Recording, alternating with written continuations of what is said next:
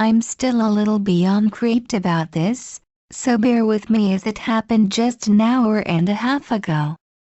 I take the bus to work in the mornings. Every morning. No exception.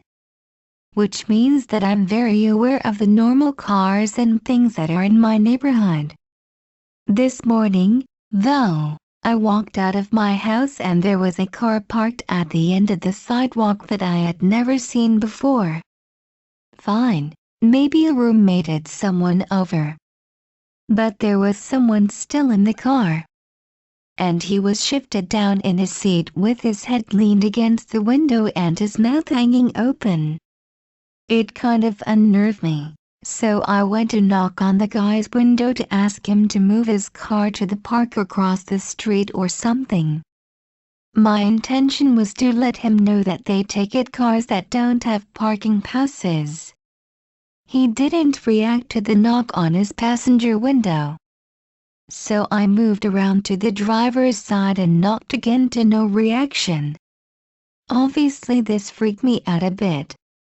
It was at that point I pulled out my phone to call the police and looked back up at my house and realized that the guy was parked just right to be able to see into my bedroom on the second floor. I kind of bolted to the bus stop while I waited for the police department to answer.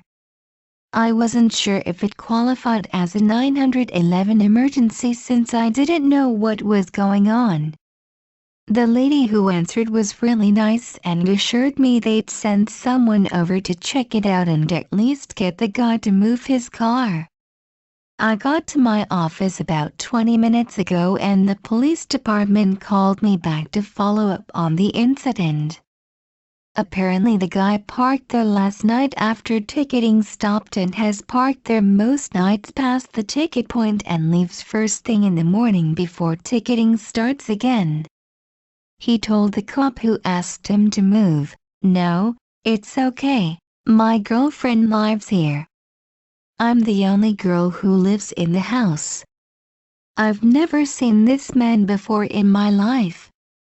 The cop on the phone told me that they'd have a patrol car go through my neighborhood at night and that they'd put the security at the hospital across the street on alert about the guy. But since he hasn't done anything outright illegal, that's the best they can do. So, creepy guy who likes to park in front of my house, let's not formally meet. Update: guy was apparently parked outside the house again this afternoon and was approached by one of my roommates. He wasn't asleep.